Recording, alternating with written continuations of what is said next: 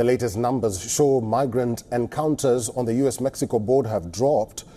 Illegal crossings usually increase in the spring, but officials claim this April they fell by over 6% compared to March. Voice of America's immigration reporter Alini Barrows has more.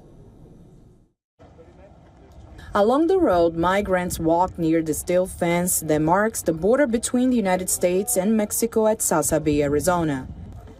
They've already walked 9 miles into the U.S. to get to this camp in Sasabe. Here, they wait to turn themselves in to U.S. Border Patrol officers. Most say they will ask the United States government for asylum. In my country in Africa, things are not going well. That is why I decided to come to the United States. The migrants describe their journey to the U.S. as dangerous. I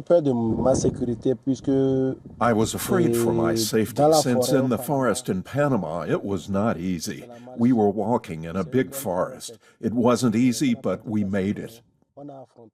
U.S. officials released encounter data showing that illegal crosses into the United States from Mexico fell more than 6% in April, defying the usual spring increase. U.S. Customs and Border Protection says it encountered nearly 129,000 migrants between ports of entry along the southwest border. That's down from about 137,000 in March and nearly half of December's 250,000.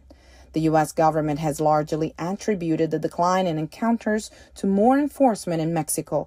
Migrants are still coming from different parts of the world. There's a lot of migration that we're seeing from West Africa.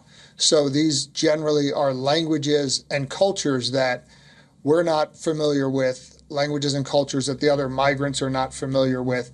So that's always going to be a bit of a challenge.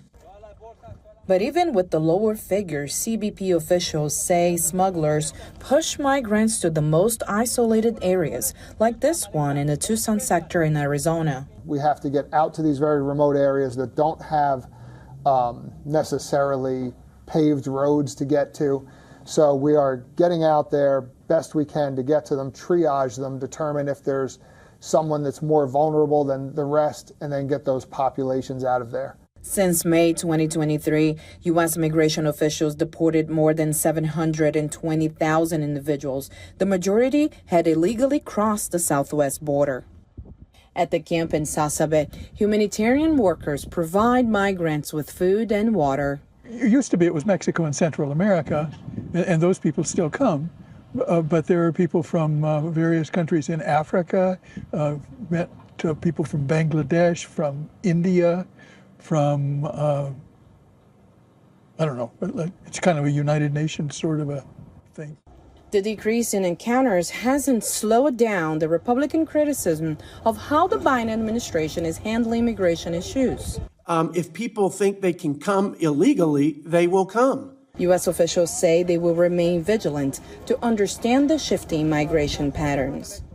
Alini Barrows, VOA News, Washington. For all the latest news, download the WION app and subscribe to our YouTube channel.